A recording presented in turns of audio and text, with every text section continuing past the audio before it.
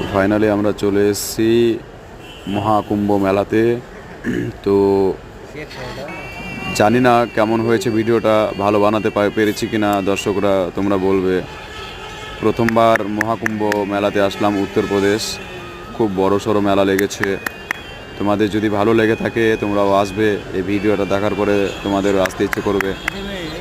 তো এখানে মহাকুম্ভ মেলা 144 বছর পর আয়োজন করা হয়েছে যোগী আদিত্যনাথের নির্দেশে।